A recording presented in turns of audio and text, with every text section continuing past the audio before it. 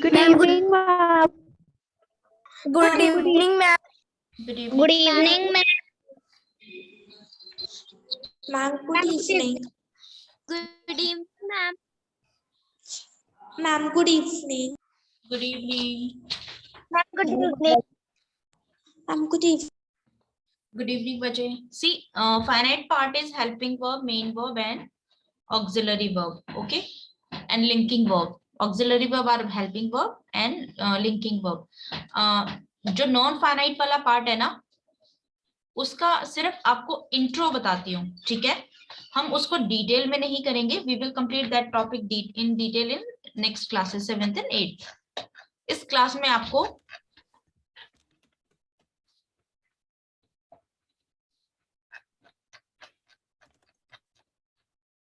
Finite part complete अच्छे से समझना है, ठीक है बेटा?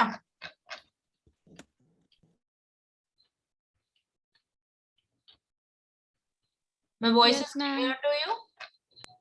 Yes, ma'am. Linking verb and yes. linking verb and helping verb is clear now? Yes, ma'am. All right, I'm sharing screen. Yes. Yes, ma'am.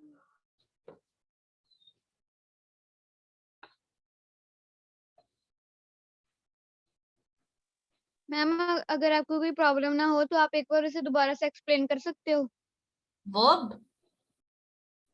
Ma'am helping verb और linking verb. बेटा मुझे कोई इशू नहीं है, लेकिन but we are in short of time. That's the problem. हम syllabus इस तरीके से नहीं कंप्लीट कर पाएंगे. Just let me try again. Alright,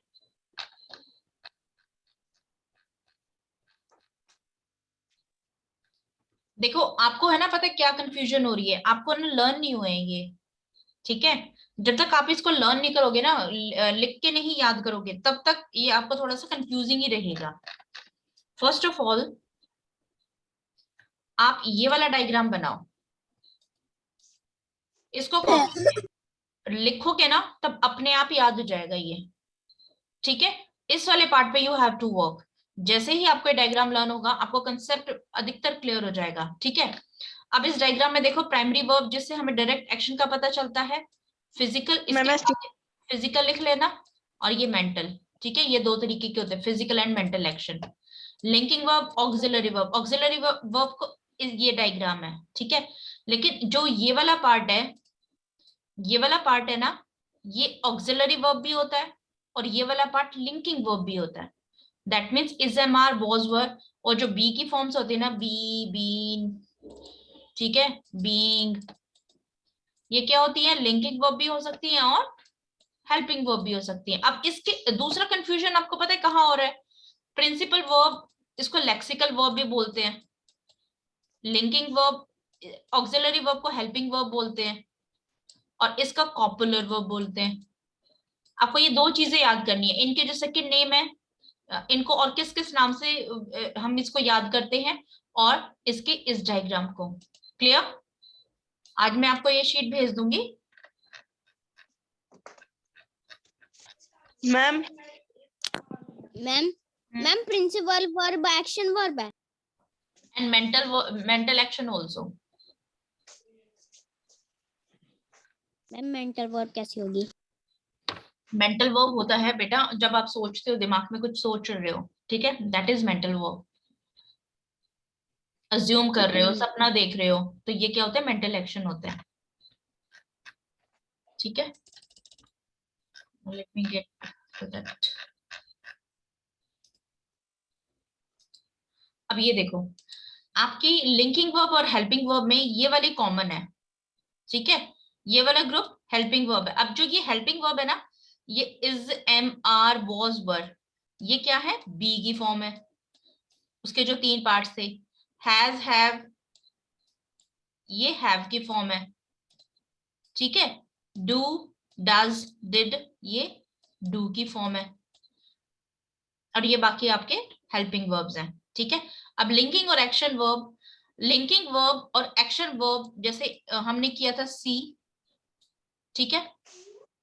seize, scene और स्मेल, ठीक है? ये क्या हो सकते हैं? एक्शन वर्ब भी हो सकते हैं, हेल्पिंग वर्ब भी हो सकते हैं, depend upon the statement. Alright, और ये आपके दोनों कॉमन हो सकते हैं. अब अब बाकी को तो हम आइडेंटिफाई कर लेंगे, इसको भी आइडेंटिफाई, अगर ये दोनों हो सकता है तो हम इसको कैसे आइडेंटिफाई करेंगे और इनको कैसे आइडेंटिफाई करेंगे, ठीक है। हेल्पिंग वर्ब क्या करती है, लिंकिंग एक्शन वर्ब को हेल्प करती है। देखो एक्शन वर्ब, हेल्पिंग वर्ब और लिंकिंग वर्ब, ये इसको हेल्प करती है, ठीक है। हेल्पिंग वर्ब आएगा, फिर एक्शन वर्ब आएगा, इज प्लेइंग, और ये अकेला आता है इज। इस तरीके से हम इनको आइडेंटिफाई कर सकते हैं। अब इसमें आपका नाउन केस अगर आपने अच्छे से समझा है तो आप ये समझ पाएंगे कि ये सब्जेक्ट और ये सब्जेक्ट कॉम्प्लीमेंट है, ठीक है। जो जहां पे कोई एक्शन नहीं होता, आई एम ए गर्ल, यहाँ पे कोई एक्शन नहीं हो रहा है स्टेटमेंट में, ठीक है। तो अ गर्ल क्या है, सब्जेक्ट का कॉम्प्लीमेंट है, this is subject complement, okay. She is smart, she is small but sweet, यहाँ पे कोई एक्शन हो रहा है। We are brother and sister, is any action there. जब ऐसे में कोई एक्शन नहीं होता तो वो ये किसको डिस्क्राइब कर रहे हैं, शी को डिस्क्राइब कर रहे हैं, वो कैसी है, स्मॉल एंड स्वीट। तो ये क्या है, सब्जेक्ट कॉम्प्लीमेंट है, ठीक है। तो ये इज, एम, ये इसके बाद कोई हेल्पिंग वर्ब नहीं है, एम के हेल्पिंग वर्ब के बाद यहाँ पे एक्शन वर्ब है, हेल्पिंग वर्ब एक्शन वर्ब, ठीक है। तो helping verb is always followed by action verb. Clear this thing? Yes बेटा। जिसने मुझसे पूछा था, is that clear to that student? Ma'am yes ma'am all right, ठीक है। ये फॉर्म है ना, थोड़ा सा ये है, मैंने आपको पहले ही बताया था कि इसको थोड़ा सा कंफ्यूजन रहेगा इसमें, आप कंफ्यूज मत होना, ठीक है। मैम पर मेरे लिए ना थोड़ा सा इंग्लिश का काम लिखना मुश्किल है। क्या लिख, उसका भी कारण है। ओके, क्या कारण है? मैम मेरे ना कुछ ही दिनों में मंथली टेस्ट शुरू हो रहे हैं और मैम मैंने ना उनकी तैयारी के लिए लिख के भी प्रैक्टिस करनी होती है और जो स्कूल का अभी भी काम आ रहा है ना उसकी भी होती है। ओके, तो आप ऐसा कर सकते हो कि संडे को you can take out some hours, yes ma'am. ठीक हाँ है। जी। और या फिर आपके अभी जब एग्जाम्स वगैरह हो जाएंगे तो सारी वीडियोस दोबारा देख के इसके नोट्स बना लेना नेक्स्ट क्लास लेने से पहले। लेट्स सपोज हम 7th क्लास में अगर मैं आपको नाउन स्टार्ट करवाती हूँ तो ये वाला नाउन टॉपिक से ही होंगे लेकिन इसके एडवांस होंगे, तो आपको प्रीवियस कंसेप्ट क्लियर होना चाहिए। सेकेंड पार्ट, अगर आपने ये 3 साल मेहनत कर ली तो it will help you in note making also. जब आप इसको लिख के याद करेंगे तो आपको एक कंसेप्ट अच्छे से याद हो जाएगा। क्लियर? Okay ma'am. सबसे मैं पहले जरूर यस कोशिश तो बेटा, करूंगी कि मैं इनके लिए टाइम निकाल पाऊँ। हाँ हाँ, इसको भले ही रफ में थोड़ा सा लिख लो, बाद में इसको नोट डाउन कर लेना। देखो सबसे पहले क्या होता है, ये करो कि अब वर्ब में आपने क्या क्या पढ़ा, आपको ये पता होना चाहिए।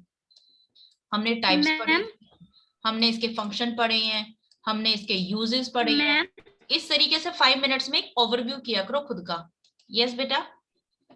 Okay ma'am.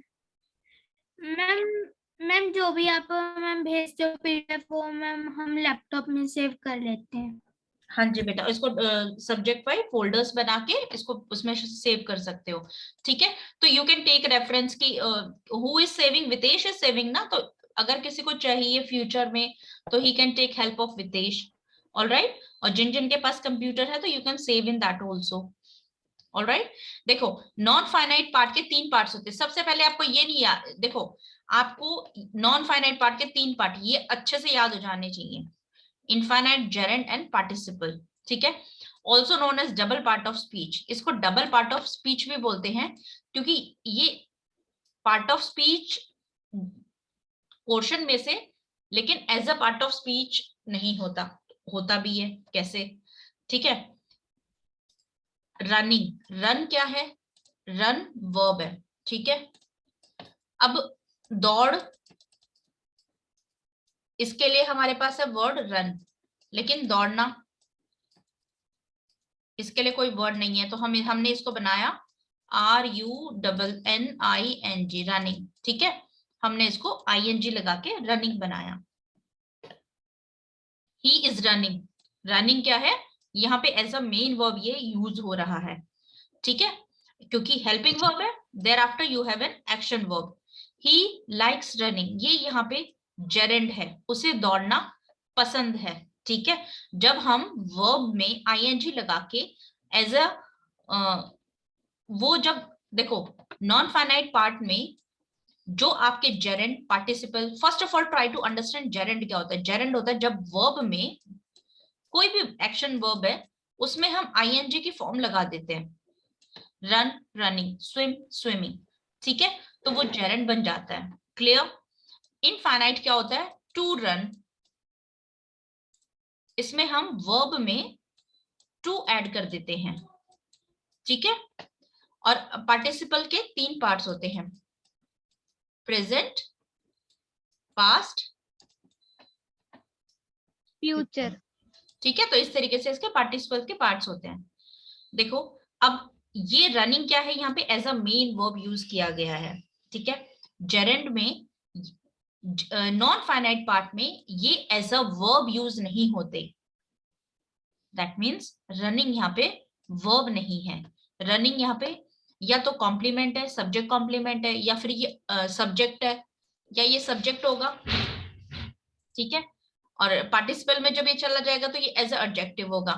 कहने का मतलब ये है जो आपके वर्ब लगा के आपने टू लगा के जब वर्ब में इंफिनिटिव बनाया उसको, और या फिर वर्ब में आईएनजी लगा के उसको जेरेंड बनाया, तो ये दोनों एज वर्ब नहीं काम करेंगे, एज वर्ब नहीं काम करेंगे, ये अदर पार्ट ऑफ स्पीच बन जाएंगे, एडजेक्टिव बन जाएंगे, सब्जेक्ट बन जाएंगे, सब्जेक्ट कॉम्प्लीमेंट बन जाएंगे, लेकिन वर्ब नहीं होंगे।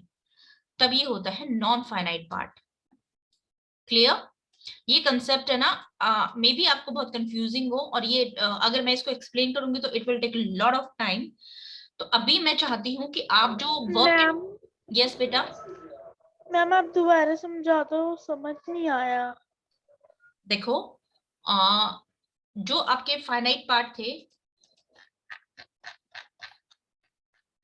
मैम हाँ जी, मैम इसमें double part of speech non finite को कह रहे हैं। हाँ जी, देखो finite and non finite verbs होती है, ठीक है। जैसे आपकी फाइनाइट पार्ट में, ओके दैट, देखो फाइनाइट पार्ट में कौन सी होती हैं, auxiliary verb, linking verb and action verb. Non finite part में होती है जेरेंड, इंफिनिटिव एंड पार्टिसिपल, ठीक है। ये फाइनाइट पार्ट होते हैं। अब बताओ एक्शन वर्ब, लिंकिंग वर्ब और हेल्पिंग वर्ब, इसमें आप इनके फॉर्म चेंज कर सकते हो ना, यस ठीक है। मैम यस आप इनकी फॉर्म चेंज कर सकते हो, लेकिन जब ये नॉन फाइनाइट में होती है, जैसे रनिंग है तो वो रनिंग ही रहेगा, ठीक है, हम उसकी फॉर्म चेंज नहीं कर सकते। जब वर्ब में हम आईएनजी लगाएंगे, वर्ब में जब हम टू लगाएंगे तो उनकी फॉर्म चेंज नहीं होती, वो एज इट इज यूज होते हैं सेंटेंसेस में, ठीक है। फर्स्ट डिफरेंसेस, हाँ जी, मैम नॉन फाइनाइट में वर्ब की फॉर्म चेंज नहीं होएगी। नहीं, इट विल नॉट चेंज, ठीक है। अब इसको इस तरीके से समझो, I want to play football, I wants to play football, he wanted to play football, ठीक है। अब यहाँ पे आपका जैसे ही सब्जेक्ट चेंज होता है तो आपका वर्ब चेंज हो जाता है, राइट, इज इट ट्रू और नॉट। सब्जेक्ट किस पे डिपेंड करता है, सब्जेक्ट और वर्ब मैम अब सब्जेक्ट इंटरलिंक्ड है, ठीक है। सब्जेक्ट के अकॉर्डिंग हम वर्ब को चूज करते हैं, that is subject verb agreement में भी एक हम टॉपिक पढ़ते हैं कि सब्जेक्ट के साथ हमें कौन सा वर्ब लेना है, किस सब्जेक्ट के साथ, सिंगुलर है तो हमें सिंगुलर लेना है या प्लूरल लेना है, तो इस तरीके से हम इसको चूज करते हैं। जैसे आप बोलते हो ही गोज, ठीक है, दे वेंट, तो ही क्या है, सिंगुलर है, और गोज क्या है, सिंगुलर है, तो सिंगुलर के साथ आप सिंगुलर सब्जेक्ट के साथ सिंगुलर वर्ब यू चूज करते हो, ठीक है। आप ही गो नहीं करते क्योंकि गो क्या है, प्लूरल है, ओके। तो सब्जेक्ट के अकॉर्डिंग आपका वर्ब चेंज हो जाता है, ठीक है। तो यहाँ पे क्या हुआ, और वर्ब की क्या चेंज हो जाती है, फॉर्म चेंज हो जाती है, वांट, वांट्स, वांटेड, ठीक है, चेंज ऑफ सब्जेक्ट, यहाँ पे चेंज ऑफ सब्जेक्ट हुआ, चेंज ऑफ सब्जेक्ट और चेंज ऑफ टेंस। टेंस किस में होगा? वर्ब में होगा। ठीक है, तो ये क्या होते हैं? फाइनाइट पार्ट होते हैं। ऐसे सेंटेंसेस क्या होते हैं? फाइनाइट पार्ट होते हैं। और नॉन फाइनाइट क्या होते हैं? He is eating. अब यहाँ पे देखो, I want to play football, he wants to play football, they wanted to play football. अब ये टू और प्ले, प्ले है वर्ब, वर्ब के साथ टू यूज किया गया है, तो बताओ ये क्या है? इन्फिनेटिव है या फिर जेरेंड है? इन्फिनेटिव मैम पार्ट है। इंफिनिटिव। Ma'am infinitive. ठीक है, ये सेंटेंसेस में आइडेंटिफाई करने, इनको आइडेंटिफाई करना हम 7th क्लास में सीखेंगे, because it's a very vast topic. Alright, और इस टाइम पे आपको फाइनाइट वर्ब वाला topic, auxiliary verb, helping verb, action verb भी अच्छे से हो जाएंगे ना, तब आपको ये समझ आएगा। अदरवाइज क्या हो जाएगा? कंफ्यूजन हो जाएगा। ठीक है, तो मीनवाइल हम इसको बस इतना ही करते हैं, जस्ट आपको एक इंट्रो देते हैं। कभी आपके उसमें टॉपिक में आ जाए तो आपको, मतलब अभी आपने वर्ब कितना समझा? हाफ वर्ब आपने अंडरस्टैंड किया, लेकिन हाफ वर्ब आपको अच्छे से आ जाएगा तब आप ये पार्ट समझ पाओगे। अदरवाइज मैम आपको, हाँ जी ma'am infinite means finite and non-finite. Finite means fixed and non-finite means which is not fixed. ठीक है, टू प्ले, टू, तो ये ईटिंग, फाइनाइट का मतलब वो होता है, यस बेटा, फाइनाइट का मतलब वो होता है, दी फाइनाइट का मतलब वो होता है जिसमें फाइनाइट वर्ड रहे, और नॉन फाइनाइट का मतलब होता है जिसमें चेंज हो जाए। हाँ जी, जिसमें चेंज, देखो जिस इसमें चेंजेस नहीं होते, नॉन फाइनाइट में चेंजेस नहीं होते। यहाँ पे टू प्ले का मतलब, टू प्ले का मतलब, टू प्ले का मतलब सेम है, यहाँ पे चेंजेस होते हैं। अब देखो मैंने फाइनाइट, उल्टा मतलब समझ लिया था कि बेटा नॉन फाइनाइट में चेंज हो जाते हैं और फाइनाइट में चेंज नहीं होते, हाँ देखो, लेकिन फाइनाइट में चेंज होते हैं, नॉन फाइनाइट में नहीं होते। देखो फाइनाइट में ना चेंजेस होते हैं, चेंजेस होते हैं किसमें? मीनिंग में नहीं होते, इनके चेंजेस होते हैं वर्ब में और सब्जेक्ट में। ठीक है, और इसका मीनिंग मैम फिक्स आपने रहेगा, मीनिंग फिक्स मैम रहेगा। आपने ये भी बोला था मैम आपने ये भी बोला था कि जो वर्ब वर्ब की तरह एक्ट करती है वो फाइनाइट वर्ब होती है, और जो वर्ब की तरह नहीं एक्ट करती, कुछ और ही बना लेती है, उसका मतलब वो नॉन फाइनाइट। हाँ जी, ये यहाँ पे non finite as a subject, ये एडजेक्टिव भी बन जाते हैं। ठीक है, ये सब्जेक्ट कॉम्प्लीमेंट भी बन जाते हैं, सब्जेक्ट के ऑब्जेक्ट भी बन जाते हैं। ठीक है, लेकिन वर्ब नहीं होते। यहाँ पे वर्ब क्या है? इज, आर, वर। यहाँ पे वर्ब ये है, वर्ब मेन वर्ब यहाँ पे ये है, और ये क्या है? नॉन फाइनाइट पार्ट है। ओके मैम हाँ मैम जी, इसमें मतलब जो ईटिंग है मैम वो वर्ब की तरह काम नहीं कर रहा। हाँ जी, it is not working as an verb. Ma'am हाँ जी, मैम एक सेंटेंस में मैम एक सेंटेंस में एक से ज्यादा वर्ड नहीं हो सकती। एक सेंटेंस में एक से ज्यादा वर्ब पॉसिबल है, इट इज पॉसिबल, होती है। हेल्प, आपका हेल्पिंग वर्ब और एक्शन वर्ब इकट्ठी तो होती है यूज। ठीक है, अब देखो यहाँ पे ये, अब यहाँ पे ये ईटिंग है, अब बोलोगे कि ये तो मैम एक्शन वर्ब भी है। ठीक है, ही इज ईटिंग, लेकिन इसके बाद, प्लेइंग। हाँ हमने किया था ना ये कि हेल्पिंग वर्ब है, एक्शन वर्ब है, लेकिन इसका रीजन क्या है वो बाद में डिस्कस करेंगे। अभी आपको फाइनाइट वाला पार्ट बहुत अच्छे से क्लियर करना है अपना। हाँ जी, मैम यस बेटा, मैम इज अ हेल्प ना। हाँ जी, is helping verb. Okay, ma'am finite में 3 टाइप की है। अभी आपको फाइनाइट में इतना लर्न करना है, फाइनाइट की 3 पार्ट्स होती है। इन्फिनेटिव जिसमें हम टू ऐड करते हैं, जेरेंड में वर्ब में आईएनजी ऐड करते हैं, पार्टिसिपल के फर्दर 3 पार्ट्स हैं। ठीक है, जैसे एक एग्जांपल ये है, ही इज रनिंग। आप इसको डीप में मत करो, सिर्फ इसके 3 पार्ट समझो, और ये समझो कि हाँ ये भी एक वर्ब का कंसेप्ट है। ठीक है, हम इसको एडवांस 7th और 8th क्लास में करेंगे।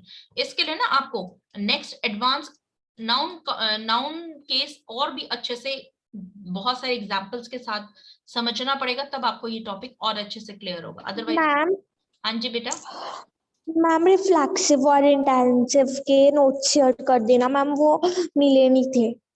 किस चीज के? मैम रिफ्लेक्सिव प्रोनाउन और intensive pronoun. Okay, I will share 6th class. Okay okay ma'am. ठीक है, मैम तो ये लिंकिंग वर्ब का दूसरा नाम, यस बेटा, मैम लिंकिंग वर्ब का दूसरा नाम क्या है? लिंकिंग वर्ब का दूसरा नाम है ऑक्सिलरी वर्ब, और sorry copular verb. Linking verb is copular verb, helping verb is auxiliary verb, and your action verb is lexical verb, principal verb. इसके 3 नाम है, बाकी के 2 नाम है। मैम हाँ जी, मैम आपने इन्फिनेटिव करवा दिया मैम, वो मुझे समझ नहीं आया। देखो बच्चा, मैंने ना इन्फिनेटिव नहीं करवाया। इन्फिनेटिव में आप वर्ब में पहले टू लगाते हो, टू रन, ठीक है। और अभी मैं ये नहीं करवा रही आपको, आपको कंफ्यूजन होगा। मैम जेरेंट में ING। हाँ जी, बस अभी आप इसको इतना ही समझो कि जेरेंट ING होती है और ये होती है। मैं आपको ना आज मॉडल्स करवाने वाली हूँ, ठीक है। मैम मॉडल्स आपने अभी स्टार्ट करवानी है? Yes, today I was planned for this, ठीक है। Okay ma'am. देखो, आपके मॉडल्स होते हैं can, may, might, could, out, ठीक है। अब मैम मॉडल्स का मतलब क्या होता है? just give me 1 minute, let me start my lecture बच्चे, 1 minute. I'm sharing second sheet with you. Ma'am हाँ जी, मैम हमें रिजॉइन भी करना है आज। हाँ, after I will let you know, ठीक है। मैम देखो, आज हमारी दूसरी क्लास है 6 o'clock। कौन सी क्लास? सर के साथ है। ओके बेटा, टिल 6 जब भी आपका क्लास है आप उसके बाद ज्वाइन, आप अपना क्लास कर लेना, अगर टाइम हो तो हम ज्वाइन कर लेंगे। किसकी क्लास है? नाउ लिसन कोमलप्रीत, बच्चे सुनो। मॉडल्स क्या होते हैं? हेल्पिंग वर्ब का पार्ट होते हैं। आपको हेल्पिंग वर्ब पता है 2 होती हैं, एक तो मॉडल्स होती है, ठीक है। एक था टू बी का फॉर्म, टू हैव का फॉर्म और टू डू का फॉर्म, जो कि ये लिंकिंग वर्ब भी था, ठीक है। तो इसका एक पार्ट है मॉडल्स, तो इसलिए इसको मॉडल हेल्पिंग और उसका हेल्पिंग का दूसरा नाम है ऑक्सिलरी, तो इसलिए इसका ऑक्सिलरी नाम लिखा है। Is this clear to everyone? Modals का दूसरा नाम है हेल्पिंग। हेल्पिंग है मीनिंग ऑक्सिलरी वर्ब। देखो इसको हेल्पिंग, लिसन, इसको हेल्पिंग वर्ब और ऑक्सिलरी वर्ब भी बोलते हैं। आपको कहीं कहीं बुक में ऑक्सिलरी वर्ब मिलेगा, कहीं बुक में हेल्पिंग वर्ब मिलेगा, तो इसलिए मैंने ये दोनों लिख दी है। Clear? Okay ma'am, okay ma'am. Okay बेटा, देखो ये क्या होती है, इनको हेल्पिंग, ये हेल्पिंग वर्ब होती हैं, ठीक है। वी यूज देम, इनकी बेस फॉर्म यूज करते, बेस फॉर्म कौन सी होती है? वर्ब की फर्स्ट फॉर्म, ठीक है। जैसे स्विम में स्विम, आप जब मॉडल्स यूज करोगे ना तो उसके साथ स्विमिंग, टू स्विम, स्विम्स, ठीक है। और इसकी कोई भी फॉर्म, सेकंड फॉर्म और थर्ड फॉर्म यूज नहीं करोगे। You will always use base form. Is this clear to you? Play, ma'am जैसे स्विम्ड और स्विमर यूज नहीं होगी इसमें, स्विम्ड नो उसकी बेटा, सेकंड और थर्ड फॉर्म। नो नहीं। ये देखो, ये कुछ रूल्स हैं, इनको अगर आपको पता कंफ्यूजन का होती है, ये रूल्स आपको याद कर लो। इनको, इनके, आपके जो वर्ब की फर्स्ट फॉर्म होती है ना, सिर्फ उसी को याद करोगे, यूज करोगे। अगर आपने लिखा कि कैन प्ले, ठीक है, और वहां कैन प्ले, अगर मैं वहां पे लिख रही हूँ प्लेइंग, तो ये मैंने गलत लिख दिया, ठीक है। अगर मैंने लिख दिया प्लेड, गलत लिख दिया, ओके। आप इसको प्ले ही लिखेंगे, फर्स्ट फॉर्म ही यूज करेंगे, ये आपका रूल नंबर 1 है। मैम मॉडल्स में हम सिर्फ और सिर्फ बेस फॉर्म ही यूज कर सकते हैं? हाँ जी, बेस फॉर्म और नंबर 2।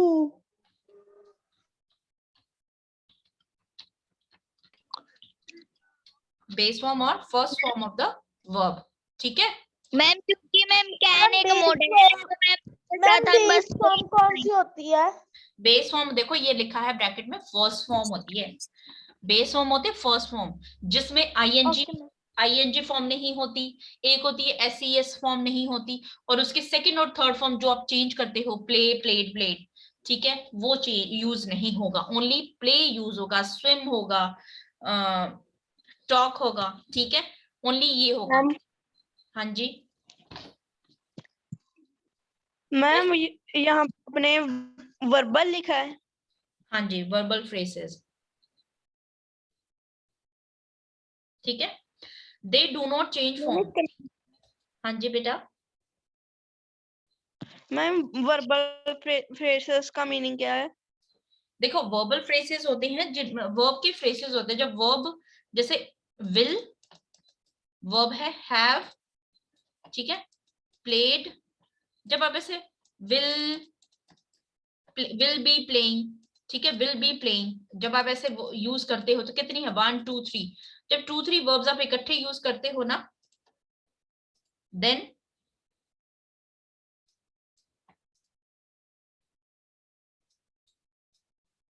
जब आप 2 3 वर्ब्स इकट्ठे यूज करते हो तो then it become verbal phrases. Okay,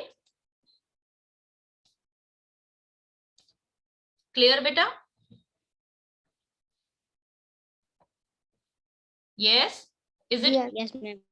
alright, देखो verb do not, models do not change verb. अगर आपने देखो इसके साथ आपकी मॉडल है, इसके साथ आएगा आपका वर्ब, ये भी वर्ब है, ठीक है, ये भी वर्ब है, हेल्पिंग फर्स्ट फॉर्म। ठीक है, इसका रूल ये है, देखो अब can, okay just write down, can swim, ठीक है, अब इसने बोला कैन क्या है, मॉडल वर्ब है, ये क्या है, वर्ब है, एक्शन वर्ब है, ठीक है, इसकी आप हमेशा फर्स्ट फॉर्म यूज करेंगे, इसकी हमेशा आप फर्स्ट फॉर्म यूज करेंगे, और मॉडल्स की आप कोई फॉर्म चेंज नहीं होती। ये ऐसे कैसे होते हैं, सिर्फ एक कैन को छोड़ के और एक विल को छोड़ के, इन दोनों की चेंज होती है, कैन की होती है कुड और विल की होती है वुड होती है, बाकी की जैसे शुड है।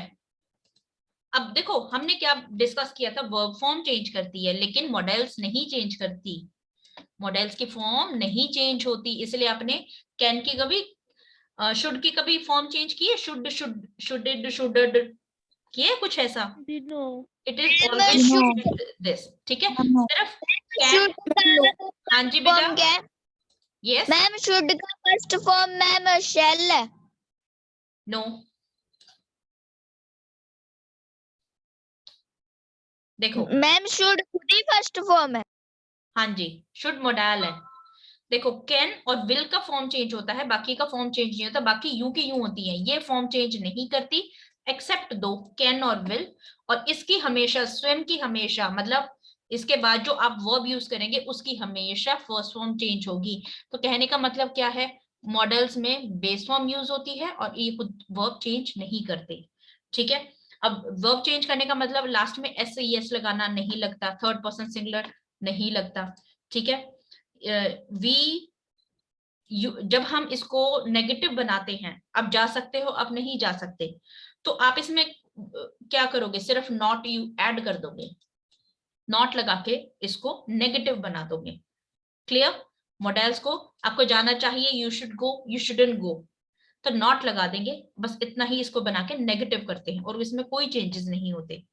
हम कभी भी डबल मॉडल्स नहीं यूज करते, you can should, double models एक सेंटेंस में, अगर दो मॉडल्स हैं तो एक ही सेंटेंस में, ठीक है, तो ये रॉन्ग है। Modals don't have past tense form, सिर्फ इन दोनों की होती है, कैन को, ठीक है, ये कैन और विल की फॉर्म्स होती हैं, क्लियर। अब देखो मैम मॉडल्स में मैम हेल्पिंग वर्ब और ऑक्सिलरी वर्ब मैम दोनों यूज होती हैं। नहीं बेटा, मैम मुझे ऐसा थर्ड पर्सन सिंगुलर वाला समझ नहीं आया। अभी बताती हूँ, देखो मैम ये सुनो, मॉडल्स इसका पार्ट है, हेल्पिंग वर्ब का पार्ट है, ये दो पार्ट्स होते हैं, एक तो मॉडल होता है और एक टू बी की फॉर्म, टू हैव की फॉर्म और टू डू की फॉर्म, ये अलग पार्ट्स होते हैं, इनको प्राइमरी इनको प्राइमरी हेल्पिंग वर्ब बोलते हैं और इनको मॉडल हेल्पिंग वर्ब बोलते हैं। तो ये जो अपने इसका, टेबल हाँ जी बेटा, मैम जो अपने टेबल बनाने को कहा था कि आप उसको बार बार बनाओगे तो आपको लर्न हो जाएगा, मैम उसमें था प्राइमरी और मैम टू बी की फॉर्म और मॉडल्स। हाँ जी, तो ये हेल्पिंग वर्ब का दूसरा पार्ट है। प्राइमरी, एक प्राइमरी होता है, एक मॉडल्स होता है, ठीक है। मैम देखो, आपने ऐसे लिखा था तो मुझे लगा कि उसका पार्ट नहीं है, उसमें यूज होती है। नहीं नहीं, वो उसी का पार्ट है, ठीक है। देखो, मैंने वो पीडीएफ सेंड नहीं की। Ma'am I will share it today बेटा, I am sorry for that. Ma'am देखो, हाँ जी, मैम जो आपने कहा कि कैन, कुड और विल वुड होता है, मैम वो हम मॉडल्स में यूज कर सकते हैं, कैन, कुड और विल वुड। ये मॉडल्स ही तो होती हैं। मैम ये मॉडल्स होती हैं। हाँ जी, ये सभी मॉडल्स होती हैं। देखो, पास्ट मैम टेंस, क्लास कटने वाली है, फिर ट्रीटमेंट करनी है। हाँ जी कर लेना। देखो, कैन और विल, इन्हीं की पास्ट फॉर्म होती है कुड और वुड, बाकी की कोई पास्ट फॉर्म नहीं होती, ठीक है। इन दोनों की ही पास्ट फॉर्म होती है, बाकी की कोई पास्ट फॉर्म नहीं होती। जी ओके मैम, मॉडल्स में हम कैन भी यूज कर सकते हैं और कुड भी और विल भी और वुड भी। अभी बताती हूँ। देखो, आपके ये होते हैं कैन, कुड। अब आप इसको कैसे याद करोगे? अच्छा, I will share my handwritten notes with you, ठीक है। अभी मैंने पिक्चर क्लिक नहीं किया, नहीं तो आपको और अच्छे से समझ आ जाता।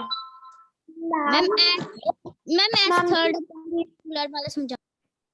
मैम जो आपके प्रनाउन के हैंड रिटन नोट है मैम वो सेंड कर देना मैम, वो मैंने अभी लिखा नहीं है मैम, हमारे दिसंबर टेस्ट हो रहे थे तो मैंने लिखा नहीं था। ऑलराइट बेटा, आई विल शेयर। देखो, कैन, कुड, ठीक है,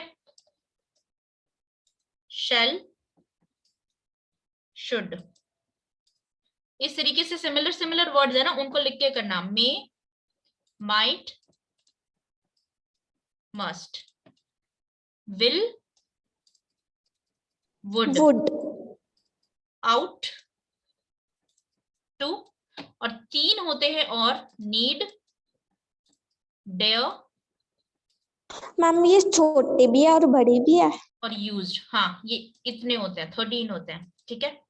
अब देखो, कैन और कुड परमिशन के लिए, देखो इनके यूजेस हैं, can, could, might, would, shell.